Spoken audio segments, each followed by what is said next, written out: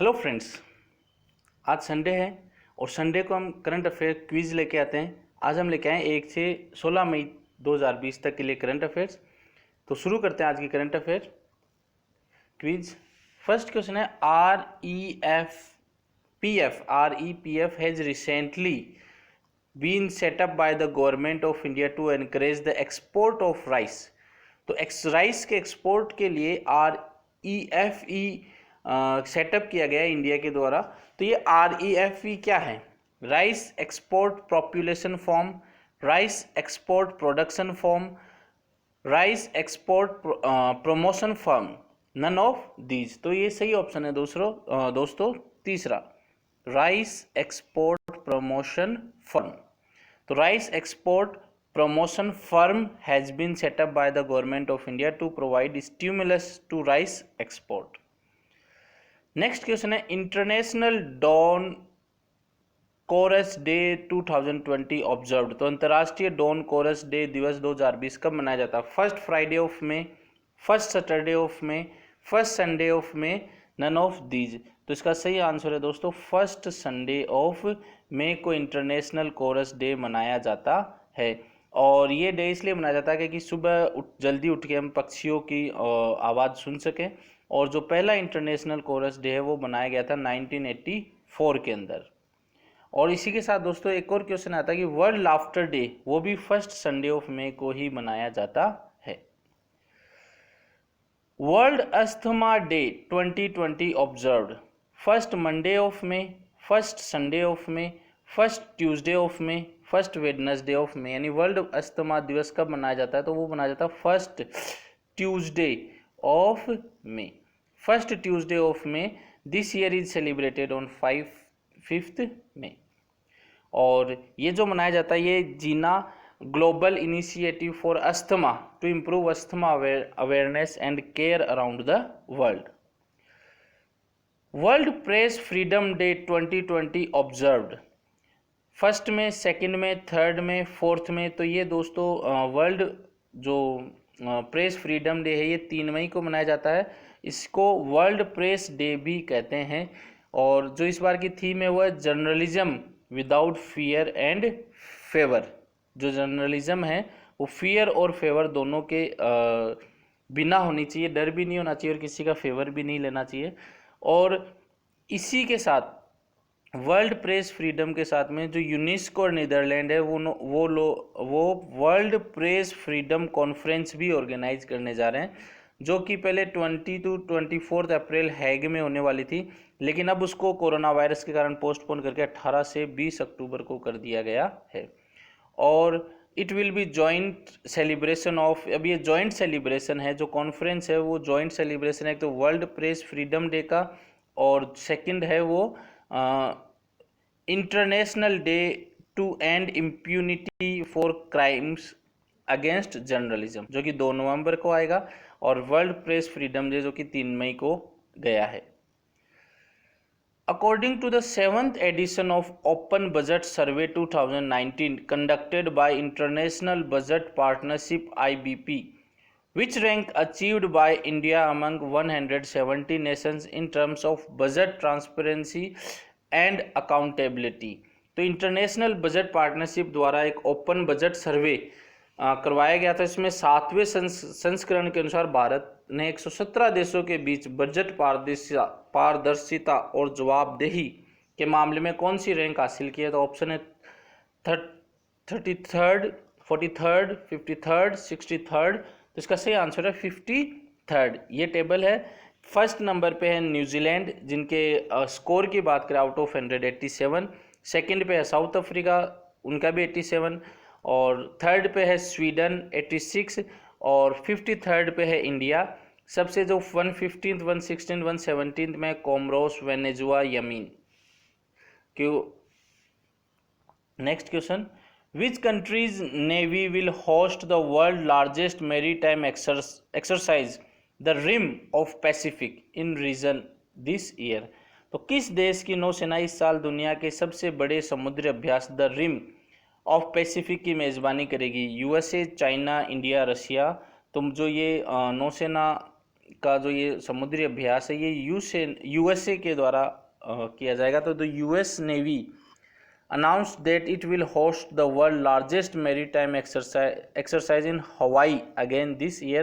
ये 2 साल में होता है और 2 साल में होता है, 1970 से ये हो रहा है। Rim of the Pacific exercise, ये इस बार केवल कोरोना वायरस के कारण ये केवल मतलब समुद्र में ही होगा। और ये जो ड्रिल थी, ये अभ्यास था, ये 17 से 31 अगस्त को होने वाला था, लेकिन कोरोना वायरस के कारण ये 2 वीक का ही होगा। इस बार ये क्या होगा, 2 वीक का ही होगा। लेकिन इससे पहले तक ये कितने वीक का होता था, 5 वीक का होता था। तो देखिए ज़्यादा कम से कम समय में ज़्यादा से ज़्यादा क्वेश्चन करेंगे, इसलिए थोड़ी स्पीड मेंटेन की हुई है। On the occasion of the 5th DST department of science and technology foundation day, the doctor Harshvardhan launches which multimedia guide on कोविड-19। तो कोविड-19 के ऊपर 50वें DST स्थापना दिवस के अवसर पर कौन सी मल्टीमीडिया गाइड लॉन्च की है? कोविड कथा, कोविड कहानी, कोविड बुक, कोविड स्टोरी। तो ये इसका सही आंसर होगा कोविड कथा, एक जो कि मल्टीमीडिया गाइड है मास अवेयरनेस के लिए। और कब की है?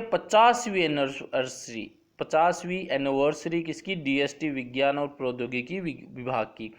और DST की मदद से इंडिया जो है वो 3rd पोजीशन पे आ चुका है। किसमें? साइंस सिटीजन इंडेक्स जनरल में। किसके बाद में? पहले पे चाइना है, दूसरे पे USA, उनके बाद में इंडिया तीसरे नंबर पर है। DST की बात करें तो फाउंडेड मई 1971, हेडक्वार्टर है न्यू दिल्ली।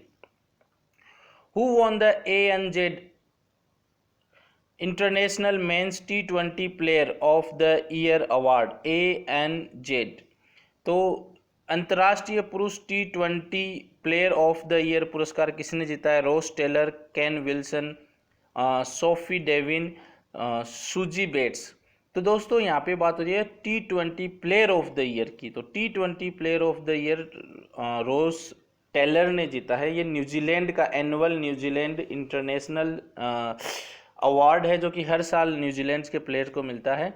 तो ये मैंने लिस्ट यहाँ पे लगा दी है। केन विल्सन जो है वो बने हैं men's ODI player of the year. Suzie Bates women's ODI player of the year.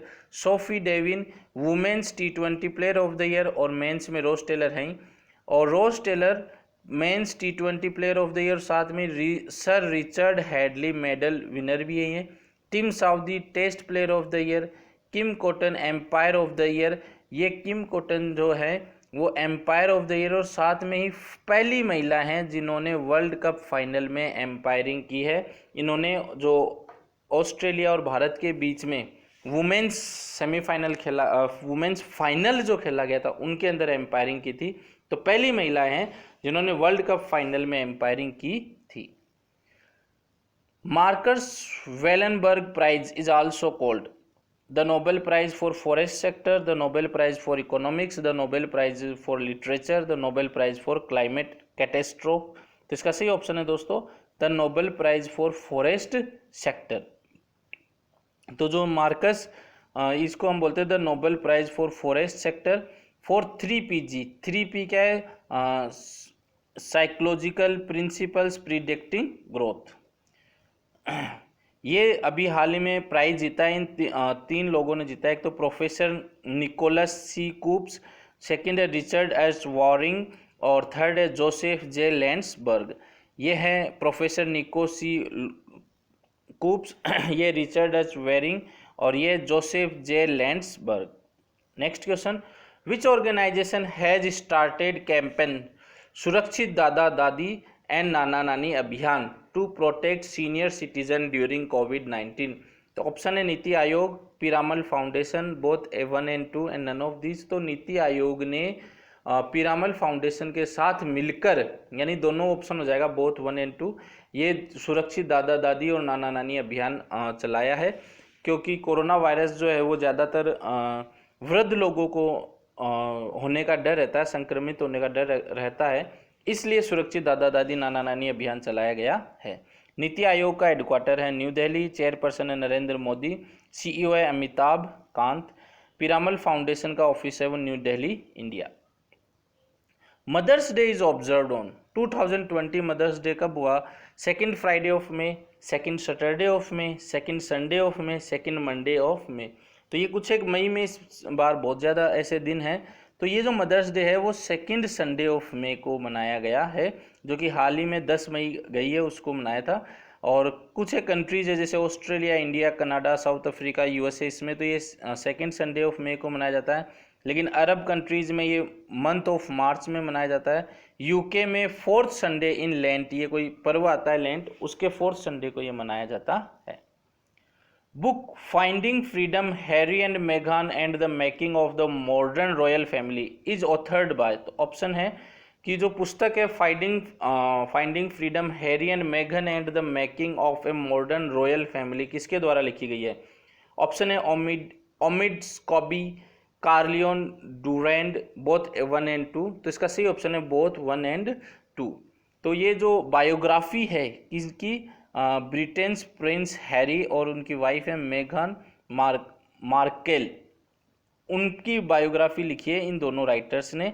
और ये 11 अगस्त को इन्होंने टॉप किया है pre order chart online in Amazon पे प्री ऑर्डर चार्ट को इन्होंने इस बुक ने टॉप किया है।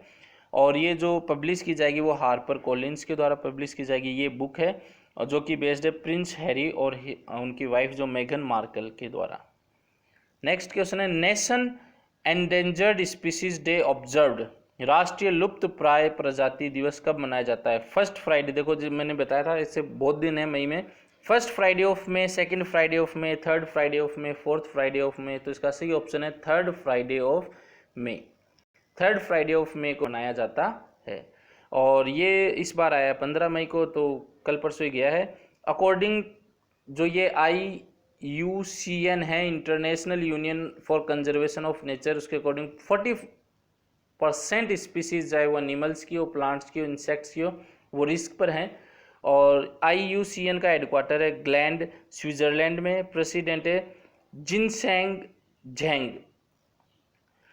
17 laureates confirmed with DW Freedom of Speech Award 2020, name of the journalist from India among them। तो 17 साहित्यकारों को DW freedom of speech award 2020 से सम्मानित किया। उनमें भारतीय पत्रकार का नाम क्या है?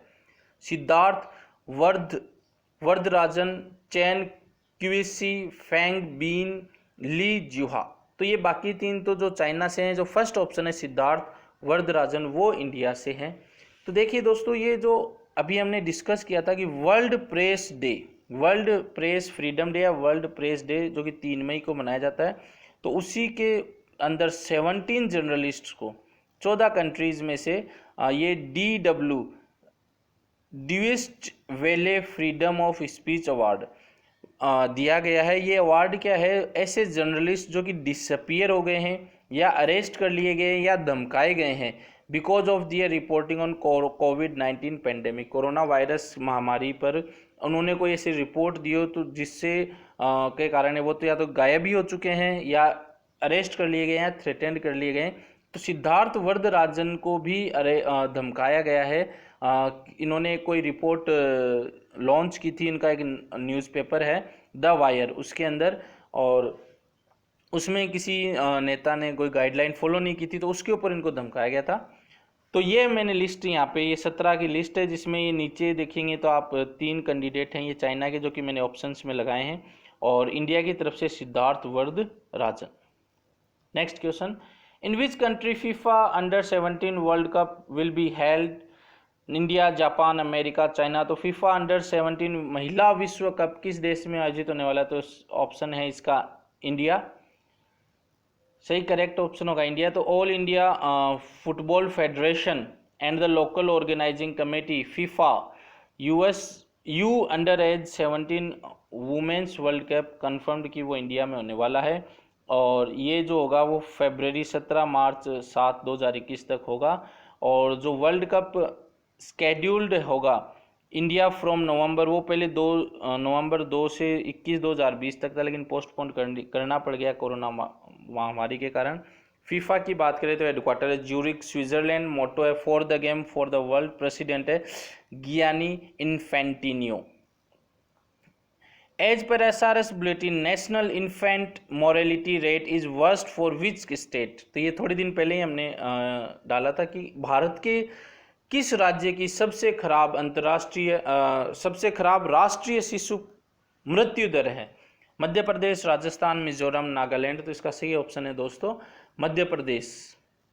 तो ये जो ये SRS है वो है सैंपल रजिस्ट्रेशन सिस्टम बुलेटिन, जो कि ये बेस्ड किस पे 2018 पर बेस्ड है। तो इसमें मैक्सिमम IMR यानी मैक्सिमम इन्फेंट मोर्टेलिटी रेट यानी मृत्यु दर जो सबसे मैक्सिमम है वो मध्य प्रदेश की है, मिनिमम वो नागालैंड की है। तो ये टेबल एक ये है और एक टेबल मैंने जो ये लगा दिया हाईएस्ट डेथ रेट, थोड़े दिन पहले हमने डिस्कस भी किया था। नेक्स्ट क्वेश्चन की ओर बढ़ते हैं। Name the Indian state which has launched hope portal to help unemployed youth of the state. तो होप पोर्टल है वो उत्तराखंड ने लॉन्च की है। तो CM उत्तराखंड है त्रिवेंद्र सिंह रावत ने। होप की फुल फॉर्म है हेल्पिंग आउट पीपल एवरीवेयर, और एक पोर्टल है जो कि बेस्ड है एम्प्लॉयमेंट अपॉर्चुनिटी क्रिएट करेगा और स्किल डेवलपमेंट अपॉर्चुनिटी डेवलप करेगा। उत्तराखंड की बात करें तो ये बना था 9 नवंबर 2000 को। कैपिटल है विंटर की देहरादून और समर की गैरसैंण, और गवर्नर है Baby Rani Maurya. Which country has won the first edition of feedchess.com online Nations Cup 2020 chess tournament है। ये अभी किस देश ने जीता है? तो कल ही शायद हमने डिस्कस किया, ये चाइना ने जीता है। किसने जीता है? चाइना ने। फाइनल में किसको हराया है? USA को हराया है। और इसमें 6, ये जो 5 से 10 मई तक था 6 टीमें थी, ये हमने सारा डिस्कस किया है। रसिया, USA, यूरोप, चाइना, इंडिया और एक representing rest of the world. और इसमें इंडिया 5th नंबर पे रहा था। फिड है international chess day federation and chess.com। FIDE जो है वो हेडक्वार्टर है लोशान स्विट्जरलैंड, प्रेसिडेंट है Arkady Dvorkovich. According to the world economic forum global energy transition index 2020 what is the rank of India? विश्व आर्थिक मंच वैश्विक ऊर्जा संक्रमण सूचकांक के अनुसार भारत की रैंक क्या है? 70वीं, 72वीं, 74वीं, 76वीं? तो कल परसों ही हमने डिस्कस किया है। 74वीं रैंक है यहाँ पर भारत की, और स्कोर रहा हुआ है। तो पहले नंबर पे स्वीडन है 74.2, सेकंड पे स्विट्जरलैंड 73.4, फिनलैंड थर्ड पर 72.4 और इंडिया की है 74th 51.5% के साथ। और फर्स्ट टाइम ऐसा रहा है कि जो यूनाइटेड स्टेट है वो अंडर 50 नहीं है, वो 32वें नंबर पर है। तो WEF जो का जो हेडक्वार्टर है वो जिनेवा स्विट्जरलैंड, फाउंडर और एग्जीक्यूटिव चेयरमैन है Klaus Schwab. What is the name of the programme launched by the union minister for tribal affairs Shri Arjun Munda in partnership with Facebook for digital skilling of tribal youths? तो हाल ही में जनजातीय युवाओं के जो digital कौशल के लिए फेसबुक के साथ साझेदारी करके एक प्रोग्राम लॉन्च किया गया है, एम टारगेट गोल। तो सही आंसर है दोस्तों इसका गोल। ये भी हमने परसों ही डिस्कस किया है। तो goal going online as leaders. Next question है what is the male to female ratio of subscription enrolment under the Atal pension Yojana which has completed its 5 year recently? तो अटल पेंशन योजना के तहत सदस्यता नामांकन का पुरुष से महिला का अनुपात क्या, जिसे हाल ही में अपने 5 साल पूरे किए? तो 50-50, 57-43, 58-43, 57-44। तो इसका सही ऑप्शन है दोस्तों 57-43 का वो रेशियो है मेल टू फीमेल। तो मेल टू फीमेल रेशियो वो 57-43 है। और ये जो स्कीम है ये pension fund regulatory development authority के द्वारा चलाई जाती है। और 2019-20 में लगभग 70 लाख सब्सक्राइबर एनरोल्ड हुए हैं इस स्कीम के अंदर। विच प्लेस इज तंजावुर नेति वर्क्स उत्पाद को GI टैग से सम्मानित किया गया है? तो ये भी हमने कल डिस्कस किया है कि तमिलनाडु है इसका सही ऑप्शन। और 4 प्रोडक्ट्स हैं और जिसमें 3 स्टेट्स हैं। तो एक तो झारखंड का सोहराई खोवार पेंटिंग, और तेलंगाना के तेलाई रूमाल क्लॉथ, और एक तो तंजावुर नेती वर्क्स, और एक एराम्बावुर वुड कार्विंग जो कि तमिलनाडु से है। तो ये हाल ही में जीआई टैग मिला है। थोड़े दिन पहले कश्मीर में भी एक प्रोडक्ट को मिला था। 23rd, what is the name of Central University of Odisha helpline which was launched HRD Minister Ramesh Pokhriyal of to relieve the distress of student community। तो जो स्ट्रेस आया है स्टूडेंट्स पर, तो उनको हटाने के लिए एक हेल्पलाइन लॉन्च की गई है। उसका नाम क्या है? विश्वास, भरोसा, होप, रिलीव। तो इसका सही ऑप्शन है दोस्तों भरोसा। भरोसा लॉन्च किया गया है। तो यूनियन मिनिस्टर हैं ह्यूमन रिसोर्स डेवलपमेंट के श्री रमेश पोखरियाल, इन्होंने लॉन्च किया है भरोसा। और हेल्पलाइन नंबर ये है जो कि एक वर्चुअल प्लेटफॉर्म से लॉन्च हुई थी in order to relieve distress of students. Name of the scheme launched by the government of West Bengal to use 50,000 acres of barren land in 6 district. तो 6 जिलों के अंदर 50,000 एकड़ जो बंजर भूमि पड़ी है उसको यूज में लेने के लिए कौन सी योजना लॉन्च की गई है? Maitri Yaad, Matri Smriti, mother memory, none of this. तो ये अभी हाल ही में कल ही डिस्कस किया हमने। मातृ स्मृति लॉन्च किया गया है, वेस्ट बंगाल ने लॉन्च किया है। किसके लिए? बागवानी के लिए, मछली पालन के लिए। और ये 6 डिस्ट्रिक्ट्स हैं। तो ये हमने डिस्कस किए हैं पहले से, तो इसलिए मैं थोड़ा वीडियो ज़्यादा लंबा नहीं बने। Which Indian metro city has registered the highest number of internet users in accordance with the study by Internet and Mobile Association of India। तो ये इंटरनेट और मोबाइल एसोसिएशन इंडिया के द्वारा ये बताया गया है कि इंडिया के अंदर कौन सी मेट्रो सिटी है जहाँ पे सबसे ज़्यादा highest number of internet user हैं। न्यू दिल्ली, बेंगलुरु, मुंबई, चेन्नई। तो इसका सही ऑप्शन है दोस्तों मुंबई के अंदर हाईएस्ट इंटरनेट यूज़र हैं। तो internet and mobile association India ने ये बताया कि Mumbai has the highest internet population 33 millions और 12% की इसमें ग्रोथ हुई है। दिल्ली में 11.3 मिलियन, बेंगलुरु में 60.6 मिलियन, कोलकाता में 60.2 मिलियन और चेन्नई में 6 मिलियन। तो दोस्तों ये था आज का क्विज हमारी। कमेंट करके बताइएगा 25 में से आपके कितने % सही हुए हैं। हमने जल्दी से जल्दी करने की कोशिश की ताकि आपका भी टाइम बचे, क्योंकि ये क्विज है, पढ़ी होगी आप लोगों ने। तो शेयर ज़्यादा से ज़्यादा करिए इसको, और हमारे चैनल को सब्सक्राइब नहीं किया तो सब्सक्राइब कीजिए। धन्यवाद दोस्तों।